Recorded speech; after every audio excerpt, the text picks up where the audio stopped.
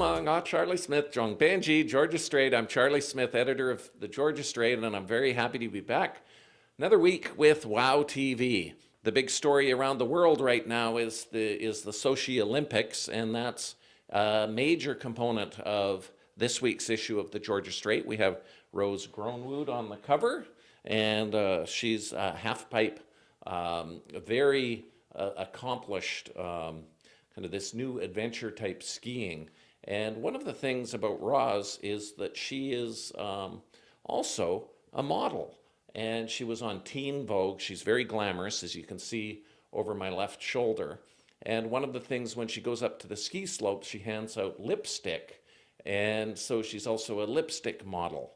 There are a lot of other BC athletes who are, especially on the slopes, who are competitive. Maëlle Ricker was a snowboarder. She's a local girl, and she was won the gold medal in 2010 in Vancouver.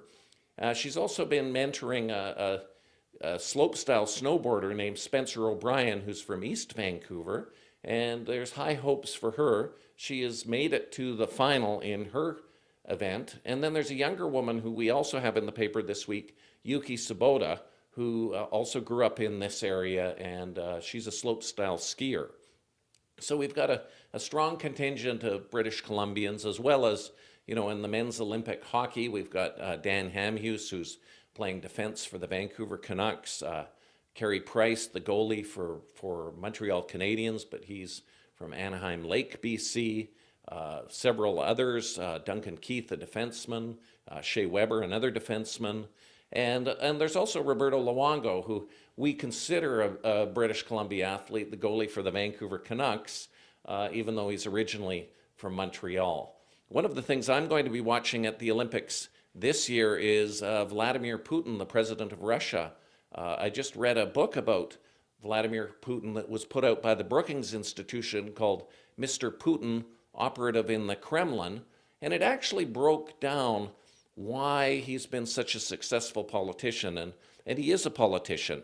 He was elected first as president in 2000, re-elected in 2004. Under the Russian Constitution, you're only allowed to serve 2 consecutive terms. He stepped back. His friend Dmitry Medvedev, who is a lawyer from St. Petersburg, and that's where Vladimir Putin is also from, he became president, and then Vladimir Putin became prime minister. And Medvedev was in for 1 term, and then Putin has emerged again in 2012 and won the election. And the Constitution was changed during Medvedev's term so that the president can serve 6 years. So Vladimir Putin will be in until 2018. And under the Constitution, he can run for re-election, which means he could be president until 2024. So if you think about that, this man will have basically been in charge of Russia for a quarter of a century if he lasts that long, and he is really leaving his stamp on the country. One of the things that he's absolutely exceptional at is imagery. And I think he could give Stephen Harper and Barack Obama some lessons in this area. We saw recently when he was photographed with a snow leopard, and it was just showing, he likes to portray himself as kind of this Russian macho man and not weak. He likes to show his strength. So you see him practicing judo. You see him playing ice hockey. He has been photographed driving a race car. And this is part of the Putin imagery, this strong man who's rebuilding the Russian state. Keep in mind that Russia was in serious trouble after the fall of the Berlin Wall and the collapse of the Soviet Union in 1991. There was a period of chaos. And then what happened was in 1998, the country defaulted on its international debt. Putin came in, he had a millennium message, 1999, where he outlined his plans, and one of the things was to rebuild the Russian state. He's given a lot of support to the Russian Orthodox Church. He actually draws inspiration from a former prime minister during the Tsarist period named Peter Stolypin. And Peter Stolypin was, he ruled during a similar period of chaos after the Russo-Japanese War of 1905. So Stolypin was assassinated in 2011, but during his 5-year period in charge, he was able to kind of bring Russia back to a certain extent, calm down the unrest.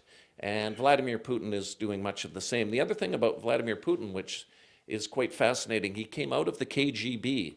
So he was a KGB officer in Dresden, case officer.